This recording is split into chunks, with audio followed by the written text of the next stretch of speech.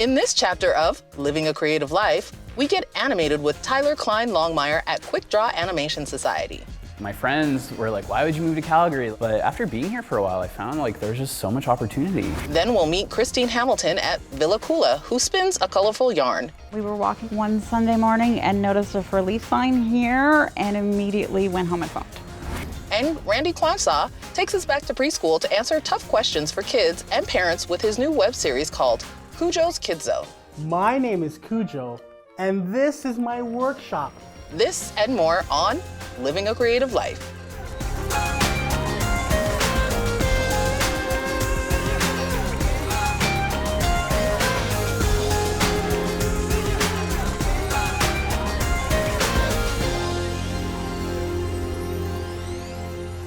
I'm Adora Wolfor, and let's take some inspiration from fellow Calgarians who follow their passion, have vision, and drive to live their authentic lives.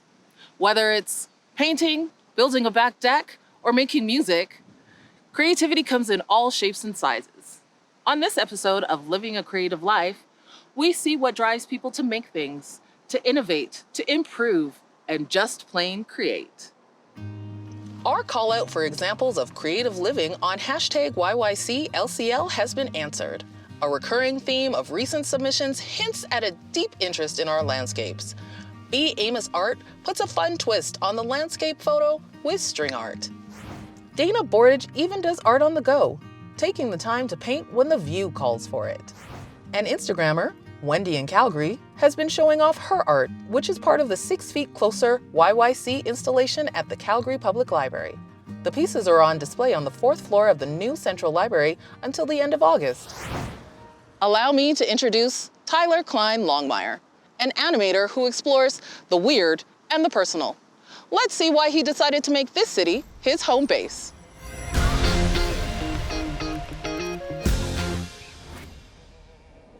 Left.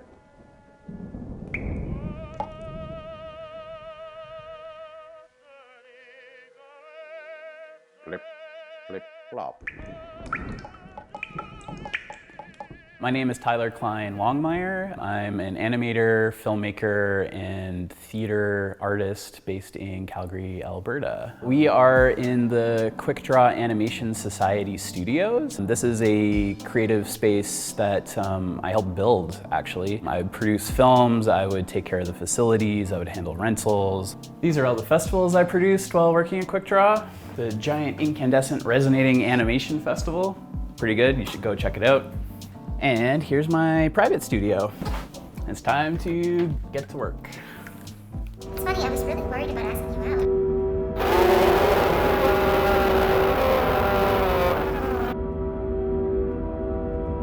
out. Something that really interests me in my practice is like the mixture of like live performance and animation, like making like a live cartoon.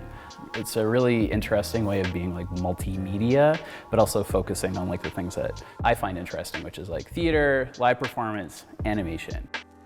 So I was fortunate enough to get a production grant to start making a new personal animated film. It's called Render Fam, and it's sort of about my family and my grandmother who passed away a few years ago. So I'm going to be working with a lot of like found footage or footage that I shot before she passed away. I'm scanning like old film that like my grandparents shot in like the 60s and 70s.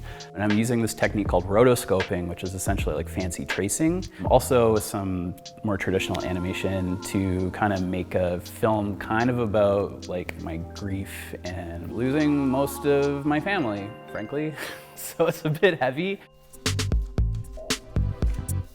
This is an Oxbury Master animation stand. This is a vintage piece of filmmaking technology. It is a 35mm or 16mm film camera that is suspended from the ceiling and shoots one frame at a time. Animation just takes forever to make, so if I can get through like 10 to 20 seconds a week, that's gonna be good. I'm from Calgary, I'm born and bred, but like I went to school out on the West Coast. For various reasons, I moved back to Calgary and I was pretty green. I just fresh out of school. My friends were like, why would you move to Calgary? Like come to Toronto, come to Vancouver, come to Montreal. But after being here for a while, I found like there's just so much opportunity. Like there are resources here if you're a broke artist, like just talk to somebody. Like places like this provide you with the resources that you need to make your thing. So don't be shy.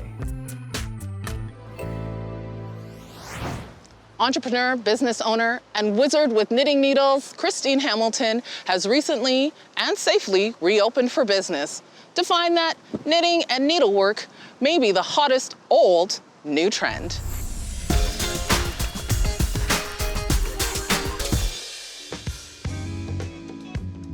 Good afternoon. Thank you for inviting me into this beautiful space, Villekulla. Thank you for coming. What a cool name, Christy. Thank you. I heard that that's from like Pippi Longstocking. Yes, my mom was a Swede, hence the Pippi Longstocking reference with the name. So big knitters, not big crocheters. When did you open up this store? 3 years ago. So I studied at AU Arts in textiles, and I worked at the Glenbow for 8 years, and then I got very sick. And so slowly but surely, as I recovered, we made a plan to open something in our neighborhood. And we were walking our kiddo to the comic book store down the street one Sunday morning and noticed a for lease sign here and immediately went home and phoned. So Christine, with COVID-19, a lot of people have found that they have extra time, they're in their houses, they don't really know what to do, the brain is moving They're a extra lot. anxious. Right. When the shutdown happened, I'm naturally an introvert, and it was just telephone call, internet order, and it was just me here by myself going flat out, and it was quite overwhelming. A lot of people got out sewing machines that they hadn't used for 30 years and started to remember how much they liked to sew. So I have a few regulars that would come in for mask making supplies, and now they're coming in and saying, I want to make a top. A lot more people are getting into making for the calming effects. Knitting, crocheting, those sort of things. They slow your heart rate down, it clears your mind. I just focus on what I'm doing, enjoying the color and the texture, and then at the end, I think you have the added bonus of a product. And this is so beautiful, and you created this yourself. Yes, it's zero waste, and it's actually one of our upcoming workshops. Oh. And you can have 10 people make this dress with slight alterations, and you would line them up and never know they were wearing the same dress. I love that. I'm a fashionista, and I don't want anybody else to have what I have. How do you feel like your store influences your neighborhood? I'm sure that people in your neighborhood are finding you, and you're finding people. I wanted a place that I could walk to or bike to and be in the neighborhood and know people, and a lot of people do bike and walk here. But I think knitting supplies, crafting supplies is also a destination, so I do get people who come from Airdrie, Cochrane, all sorts of places. Wow. So creating community, one person at a time, one area at a time, and also creating beautiful things with your own hands. Yes. Thank you so much, Christine, for welcoming me into your space. Hopefully I can come back soon. Thank you. Randy Quansah has applied his creativity by helping younger kids decipher the current state of the world by answering questions that aren't typically covered in preschool. What inspired Randy to create Kujo's Kids Zone, and how does it help younger kids and their parents at the same time?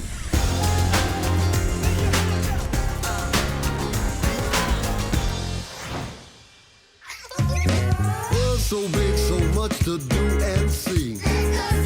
I'm a young prospector, prodigy. I can't succeed in being. Today we're talking to Randy from Kujo's Kids Zone. Randy, thank you for meeting me. Just like you, I'm gonna be me. Can you share with me what your show is about? Yeah, by all means. It's a show for children between the ages of 2 and 8. And it touches on nature, self, science, jobs and tech, food, and social injustices that are happening around the world. What prompted you to decide, I'm going to do a kids show? I'd looked for shows that would have a little bit more diversity and a little bit more of an educational content to it. There was a lack of that. Like working in the field of HR, I was thinking, oh, okay, well, being in front of the camera, Yeah, it'll be an easy transition. Breezy. No, it's not an easy transition, and it's one that I'm just starting to feel a little bit more comfortable with right now, and I still have a long way to go. Well, hello, friends. My name is Kujo, and this is my workshop. I'm trying to make this look more like this. So, what has been the most impactful episode that you've done so far? Ideally, you need to watch all of them, but I would probably say the Black Lives Matter. I've been hearing a lot of people chanting Black Lives Matter. I want to know, what is Black Lives Matter? Being a father to a 4-year-old girl, I was put in a predicament where I was forced to have these discussions. So I knew that if I was thinking this, that for certain that there's going to be other parents that are feeling the same way. Right. You can be kind to everyone you come in contact with, no matter what they look like. How has COVID-19 sort of changed what you're doing? What I incorporated was having children film themselves with a camera phone. I have a question for you. Why is your name Kujo? Thank you so much for your question. Let's try to figure this out together. Everybody wants to see themselves on TV, right? So, right? When your daughter grows up and sees this, what would you like her to be able to turn around and say about her dad? I would just love her to look back and that's my dad. That's my dad. That's trying to make a difference. Yeah, that's my dad. That's my dad. I don't think we get to see this enough. And really, truly, thank you for allowing us to see you be vulnerable and know that this is really about your family and creating community and connecting. So Kujo's Kids Zone, I'll be watching. It's time for me to go, but I'm looking forward to seeing you all really soon. Remember to be kind, be brave, and to be curious. But most importantly, is to be yourself. Thank you to all the Calgarians sharing their passions and personal insights. You inspire me and others through your creativity. If you have a story to tell, a project to feature, or know a talented person we should celebrate, please share them with us at submissions@calgaryartsdevelopment.com or post them online with the hashtag YYCLCL.